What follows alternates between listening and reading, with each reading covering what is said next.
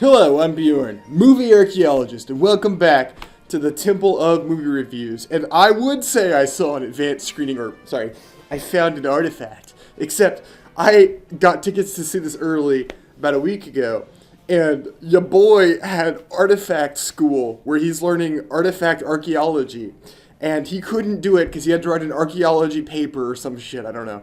And because of that, I was unable to attend said screening, and I just now got around to seeing this thing today. I try to see every movie that comes out, but this film I wanted to see especially because it's special to the show. That film, Smile 2. It's like Smile, but with a 2 at the end. This film is special to me and this channel because this was the first movie I ever reviewed on Advanced Screening Adventures. I talked about Smile 1 for a total of 1 minute and 30 seconds before continuing to talk about Amsterdam for like 15 minutes, because Amsterdam was a really bad movie, and I had more to say about it than Smile.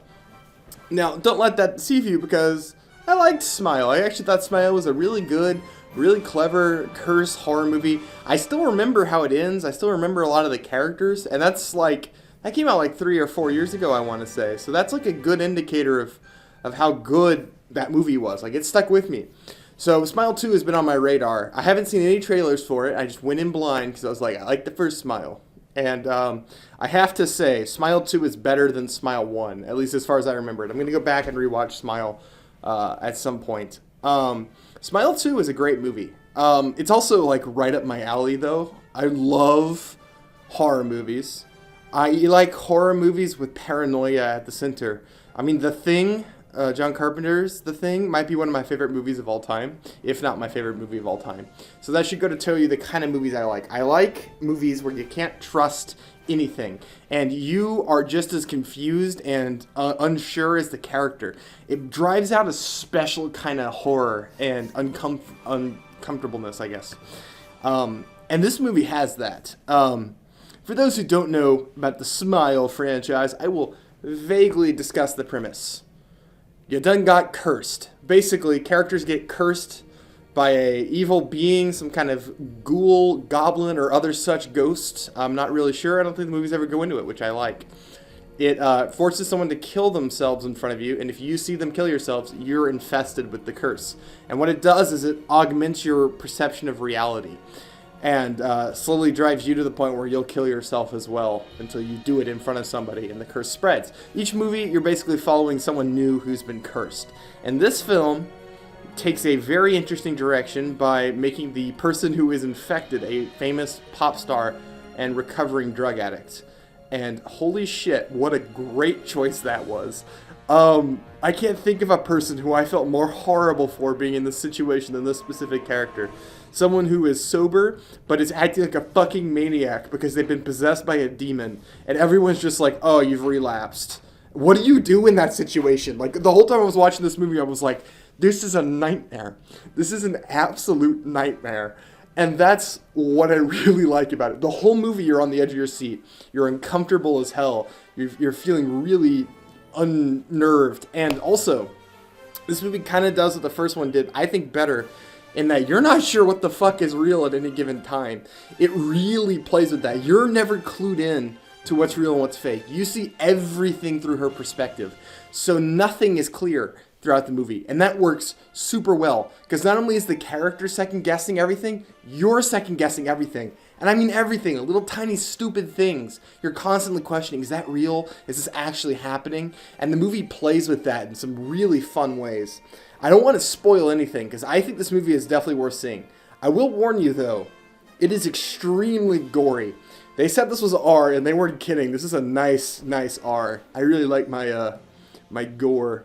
I've been told to watch a movie called, I think it's called The Substance, for the same reason, that like a body horror movie. And your boy will be there shortly. I will see that as soon as I can. I wanted to do this one because technically, this is the first one I reviewed. So I went to this one before The Substance, but I will go see that too.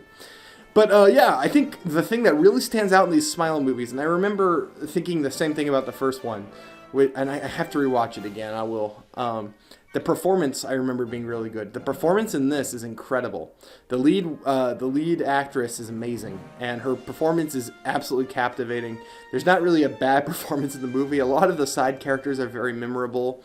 The whole movie is very memorable. It made me really sick watching it, which is good. It's very hard to get in my head with horror movies. This one does it pretty well. There's some stuff in here that I'm like, if that happened to me, I would be so fucking terrified. I watch a lot of horror movies where I'm just like, if this happened to me, I would probably be fine. I'm armed to the teeth. I have guns in my house. I live in Texas. This is just normal here. All right. I worked on a ranch for several years of my life. I've dealt with shit like that, and I've dealt with fucking ne'er-do-wells and animals and whatever else. You watch something like Cujo, I'm like, yeah, that... Bop! Oh, Cujo's dead. Movie solved. So The Strangers. Bop! The Strangers are dead. Movie is solved. Like, you watch those, and there's like a level of disconnect for me. Because I'm like, if I was in this situation, I might get fucked. I might get killed. But I would also have a very good chance of surviving.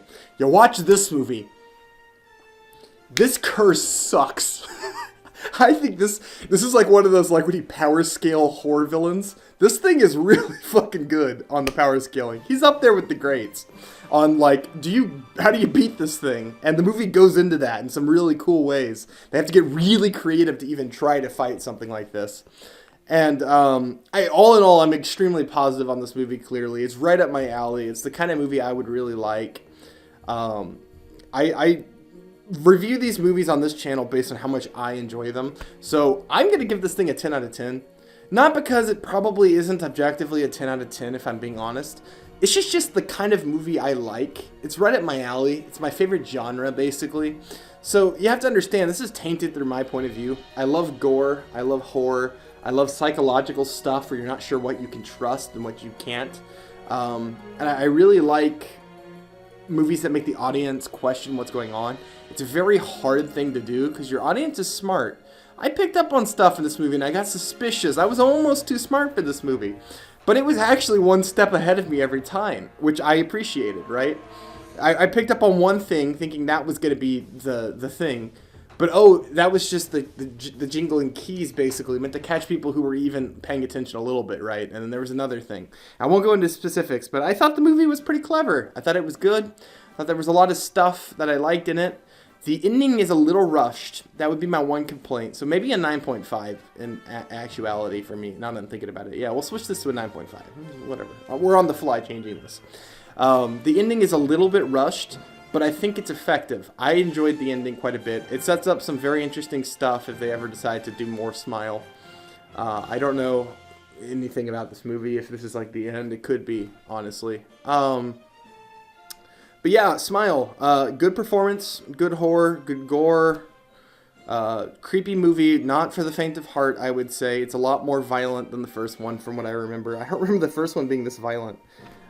Really good character work. There's a hard balance in horror movies where you want your audience to like the character or hate the character. There's actually, you can go two different ways with this. You can either have the, yeah, fucking get him, Michael Myers, get him. Or you can have the, oh, please don't let this person die. This movie goes for that.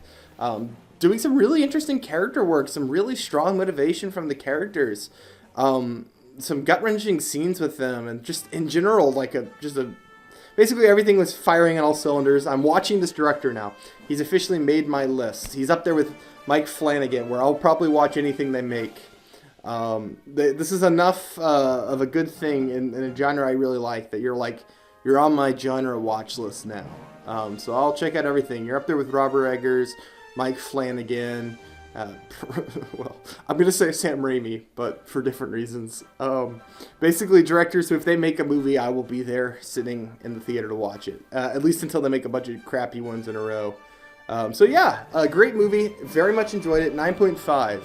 I will see y'all in the next one whenever I get another chance to review a movie. I'm in college. This shit's wacky, man. I'm doing a lot. I don't have time to do this anymore. So you'll get one when you get one, all right? That's what I'm saying.